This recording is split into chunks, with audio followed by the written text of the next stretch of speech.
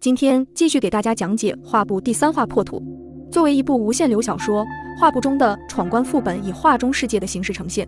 这部小说构建出的画中世界光怪离奇，让人沉迷惊叹。书接上回，第3幅画的入画时间到了，但是这次来到犀牛美术馆的只有5人，耿家3口并没有来，或许这就是他们所做的最好的选择。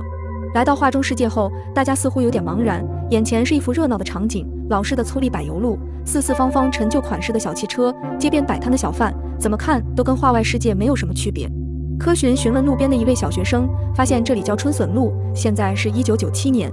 这次的任务地点是一座叫春笋公寓的建筑物。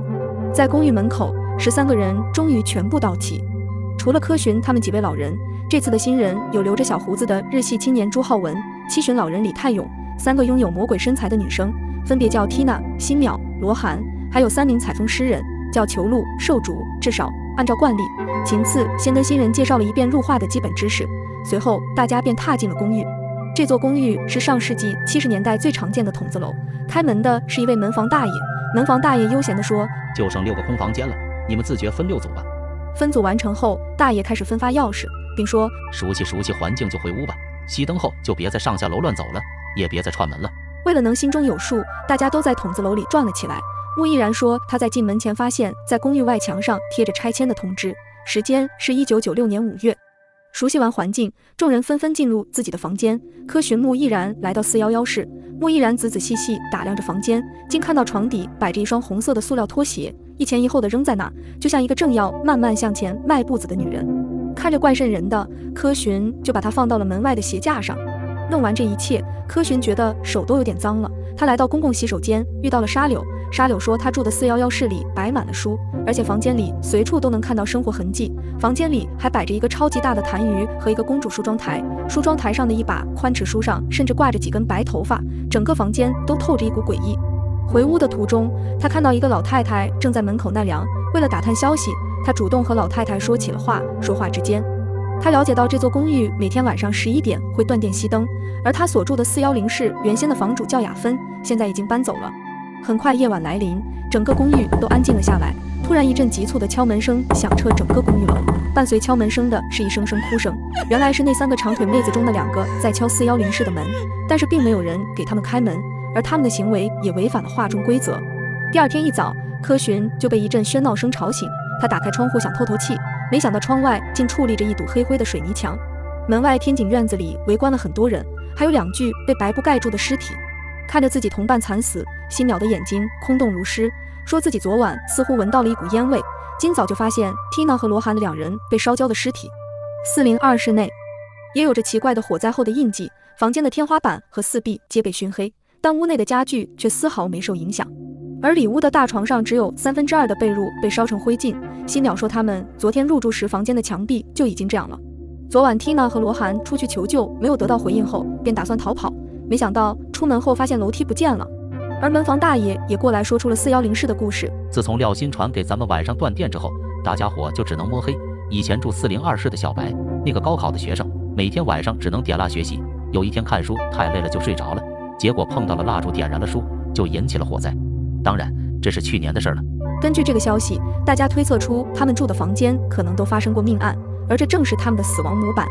眼下的当务之急是搞清楚每个房间所发生过的故事。住在616室的朱浩文说，他们的房间会变形，但其他房间暂时没有发现异常之处。回到房间，柯寻问穆毅然有没有仔细看过这幅画。穆毅然说，破土并不是单独一幅画，而是由12幅画作组成的，作者骆宾是魔幻现实主义画家。穆毅然还隐约记得他在入画漩涡里隐约看到一个竹笋，也许这跟春笋公寓有关系。穆毅然此时突然发现写字台上刻着一个龟字，每一个笔画都深刻地刻进了桌子内，似乎刻字之人带着深深的仇恨。柯寻还是放心不下卫东，最终还是上了616室一趟。果然一上到6楼，整个人都被眩晕感笼罩，脑袋似乎要被压炸了。此时沙柳也过来了，说出他们房间的怪事。原来昨天 Tina 和罗涵来敲门时用手电照了照410室，而就这一照，沙柳发现他们房间的大痰盂上竟坐着一个人，一个披着满头白发通体雪白的女人，而且他半夜还听到屋门开关了2次，似乎有人进出。穆毅然此时也说他晚上似乎听到自己床下有人在找东西，或许是在找那双红色拖鞋，于是柯寻便把拖鞋又放回了原处。李泰勇虽说年龄很大，但却有着老年人独有的镇定。他趁着众人寻找线索时，竟找门房大爷下棋，还打听到了一些故事。这座公寓楼是老房子，说白了就是厂房宿舍。后来宿舍被廖厂长卖了，虽说有解决方案，但是老住户们根本没钱去买新房子，于是不想搬走。结果厂长和开发商给筒子楼围了一圈水泥墙，把楼内的人都堵起来，借此逼走房户。所以春笋公寓变成了现在的样子。夜晚又来临，走廊里传来一阵高跟鞋的声音。穆依然和柯寻来到小窗户前，偷偷看出去，看到一个穿着红色连衣裙的女人。她每经过一扇门前，就会暂停一下，然后再往前走。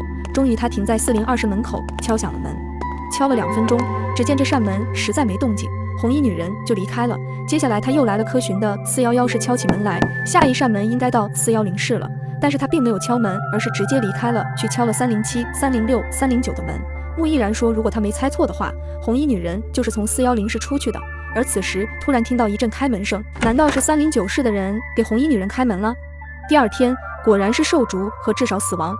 沙柳说，他昨晚上看到白化病女儿换上红裙化好妆，从410室走了出去。这时门房大爷又走了出来，说出了309室和410室的故事。309原先住的是孙老太太，儿孙满堂，但却没一个孝顺的，结果老太太想不开上吊了。410室的雅芬是个白化病人，他们全家本来是要搬到新房住，但是雅芬不想换环境，于是自己留在这里，结果没想到竟意外死亡了。白天大家又在公寓楼里寻找线索，此时朱浩文发现楼外的地势变高了，整座楼就如同一个头顶尖尖的竹笋，然后伺机破土而出。夜晚来临，门外一个蹒跚而行的老人出现在走廊，他手拿东西在一个盆里不停搅拌着，嘴里不停地喊着旺福。他来到402室，嘶声力竭地喊着旺福，快出来，旺福快出来。然后又来到410室和411室，老人疯狂地敲钟咒骂。结束后，老人蹒跚着步子上了楼。紧接着隔壁410室传了一阵尖叫声。第二日，沙柳说裘露从窗户外面跳了下去，果然尸体被人在夹缝中发现了。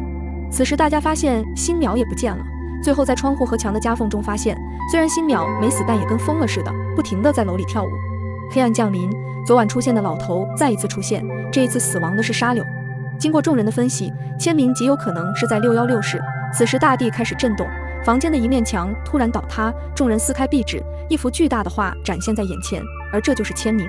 只要窜进去就可以出画，但此时画已经扭曲，需要有一人撑起才行。